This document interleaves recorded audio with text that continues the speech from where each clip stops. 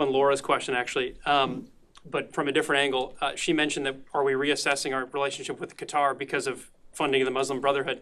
It's been widely documented in mainstream Israeli papers that the Israeli government funded Hamas, which we also designate as a terrorist organization. Are we therefore reassessing our relationship with Israel because of this? That would be a better question for the State Department, as they're the ones who have those foreign diplomatic channels. Yes, Ryan. Thank you. And thank you for doing this press briefing. I wanted to get back to the Southcom strikes real quick, just broadly speaking, not specifically about the September 2nd strike, but broadly speaking, are we doing any kinds of post-strike assessments to determine that the intelligence that informed those strikes was accurate? Are we recovering any drugs on board those vessels? You mentioned each vessel struck is equivalent of 25,000 overdose deaths.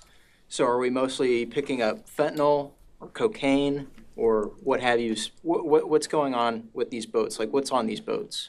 Yeah, thank you for the question. So I can tell you in terms of your question about intelligence that our intelligence absolutely confirms who these people are. And I can't get into right from this podium how we know that. I don't want to communicate to the enemy the ways in which we're carrying out these strikes. But I can tell you that without a shadow of a doubt, every single one of our military and civilian lawyers knows that these individuals are narco-terrorists. We know what they're carrying, where they're coming from, and where they're going. And they are trying to bring drugs to our shores that kill and hurt American citizens. The president takes that very seriously, and when he designated these groups designated terrorist organizations, that opened up a lot for us here at the Department of War. We can engage in ways that we never could before.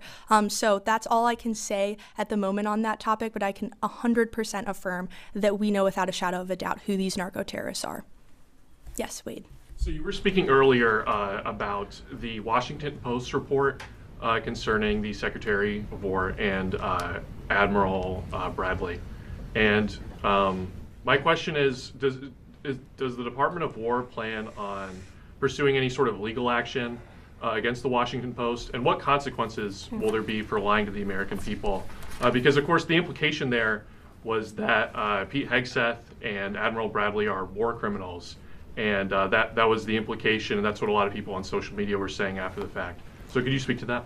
Yeah, it is frankly disgusting that the Washington Post would publish something that is so insanely false. And we've seen this from the mainstream media before, right? Anonymous sources that are being quoted that probably have no idea what's going on. And the Washington Post actually went so far as to falsely attribute a quote to the Secretary of War, that he never said. That is